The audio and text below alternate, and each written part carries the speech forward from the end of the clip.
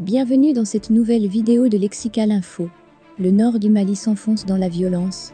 N'oubliez pas de vous abonner à Lexical Info juste en bas de cette vidéo. Le nord du Mali de nouveau pris dans la spirale de la violence. Des hommes armés ont tué au moins 20 civils près de la ville de Gao, et un casque bleu est mort dimanche à Kidal, dans le nord de ce pays sahélien, où la situation sécuritaire se détériore.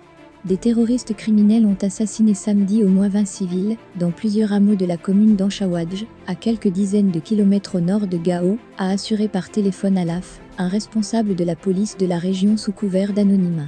Un autre responsable policier à Bamako, également sous couvert de l'anonymat, a confirmé à Alaf l'assassinat samedi d'une vingtaine de civils à Ebaka à 35 km au nord de Gao, et dans des localités voisines, évoquant un acte perpétré par des criminels armés. Les djihadistes ont assassiné samedi 24 civils dans la commune d'Anchawadj. C'est la panique générale, a pour sa part affirmé une autorité locale Alaf. Le secrétaire général de l'ONU, Antonio Guterres, a condamné fermement cette attaque, dans un communiqué. Il rappelle que les attaques visant les casques bleus peuvent constituer des crimes de guerre au regard du droit international et que leurs auteurs sont passibles de poursuites. Aucune autre source n'a confirmé que les djihadistes étaient les auteurs des attaques. Mais dans cette immense région sahélienne, les attaques des djihadistes affiliés au groupe État islamique au Grand Sahara sont de plus en plus fréquentes et leur champ d'action s'élargit. Les maigres informations remontant de cette zone reculée et difficilement accessible font état de centaines de civils tués et de milliers de déplacés ces derniers mois dans les régions de Ménaka, près de la frontière avec le Niger, et de Gao plus à l'ouest. Mercredi, le Mouvement pour le Salut de l'Azawa, MSA, un des groupes luttant contre les djihadistes, a assuré que 22 personnes avaient été tuées par des hommes armés dans la localité d'Izinga, dans la région de Ménaka. Aucune autre source n'a confirmé ou infirmé l'information.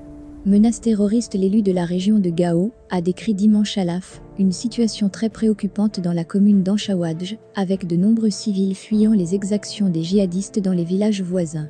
Une bonne partie de la région de Gao et de celle de Ménaka sont occupées par des djihadistes, a-t-il poursuivi. L'État doit faire quelque chose. Cette région est le théâtre de violence depuis le début du conflit en 2012, quand des groupes armés rebelles s'étaient levés contre Bamako. Ils ont signé en 2015 un accord de paix avec le Mali, qui peine toujours à être appliqué. Outre ces groupes armés, des mouvements djihadistes, affiliés à Al-Qaïda et à l'organisation État islamique, opèrent dans la zone, combattant contre les symboles de l'État, ceux qu'ils accusent de le soutenir, ainsi qu'entre eux pour le contrôle des territoires.